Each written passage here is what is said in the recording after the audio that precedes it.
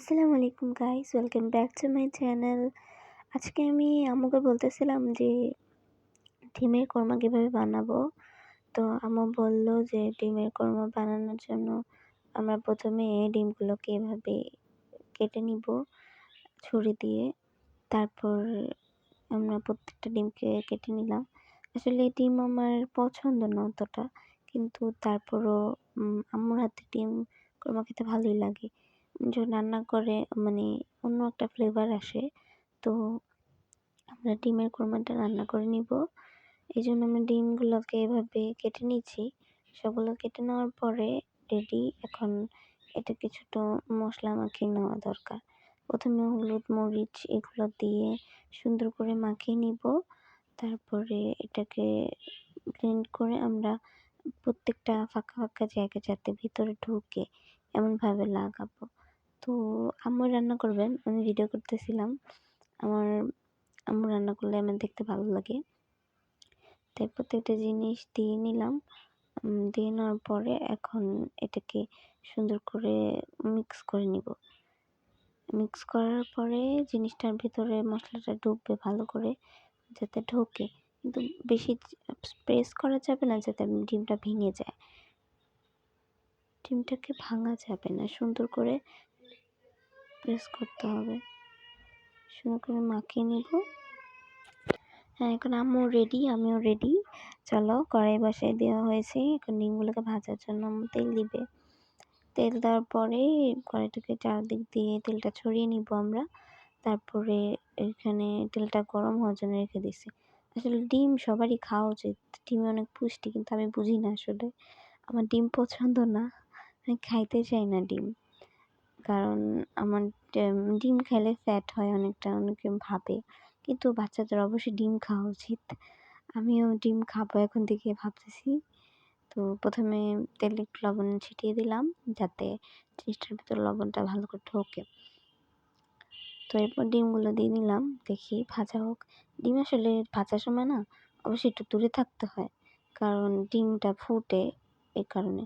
ডিমটা ভাজা হয়ে গেলে লাল লাল করে একদম ভেজে নেওয়া উচিত। আর আলু কুটে রাখা হয়েছিল, ওই আলুগুলো দিয়ে দেবে একটু পরে। আলুগুলোর ভিতরে মশলা মাখিয়ে নিল আম্মু, দেখলাম। আমি রান্না শিখতেছি অবশ্য, আমি রান্না পারি না, শিখতেছি। অবশ্যই নেক্সট টাইম আমিও রান্না করব।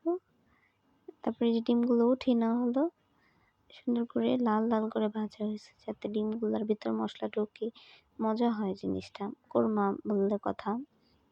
তো সুন্দর করে ভাজা হয়ে গেল। এখন ডিমগুলোকে উঠিয়ে নিলাম। এরপর আলুগুলো দিয়ে নিবে মেবি। হ্যাঁ, এবার আলুগুলো দিয়ে নেওয়া হলো। আলুগুলোকে ভেজে নিবে। আলুগুলোকে দিয়ে নিয়ে এগুলো দুটো ভেজে উঠিয়ে নিব। একটা পাত্রের মধ্যে উঠিয়ে নিলাম। তারপরে এবার আমরা একটা কড়াই বসিয়ে নিব। কড়াইয়ের মধ্যে অবশ্যই তেল দিব। তেল তেল দিয়ে জিনিসটাকে গরম করার চেষ্টা করতেছি। তেল গরম হয়ে গেলে তারপরে একটা একটা জিনিস দিয়ে তারপরে এটাকে কষানো হবে। এটা আমার আম্মু রান্না করতে অনেক পছন্দ করে। আমি আম্মুকে বলছিলাম যে আম্মু তুমি রান্না করো, আমি তো দেখে থেকে পেঁয়াজ কুচি দিয়ে নিচ্ছে আমার আম্মু। পেঁয়াজ দেওয়ার পরে জিনিসটাকে আমি নাড়া দিচ্ছিলাম অবশ্য। তারপরে লবণ দিলেন, ধীরে ধীরে নাড়াচাড়া করছিলাম। এরপর হলুদ মরিচও দিবে। পেঁয়াজটাকে অবশ্যই একটু লাল করে ভেজে নেওয়া উচিত। তবে টমেটো দিয়ে দিলাম। টমেটো দিলে স্বাদটা কিন্তু ভালো হয়, টমেটোর স্বাদটা আসে, তাই ভালোভাবে স্বাদ হয়। টমেটো দিয়ে নিয়ে আমরা একটু নাড়াচাড়া করে নিব, যে পেঁয়াজটা ভাজা হয়। পেঁয়াজটা যত লাল হবে ততটা ডিমটা মজা হবে। এবার আদা রসুন দিয়ে নিতেছি যাতে স্মেলটা না আসে। তারপরে হলুদ, মরিচ, হলুদের গুঁড়ো, মরিচের গুঁড়ো, লবণ, তারপরে একটু জিরার গুঁড়ো দিয়ে নিবে। দিয়ে জিনিসটাকে ভালোভাবে কষানো দরকার। ভালোভাবে কষলে তরকারিটা মজা হবে। মনে হচ্ছে আজকে চেটেপুটে ভাত খাবো, অনেক ভালো ফ্লেভারড মনে হচ্ছে।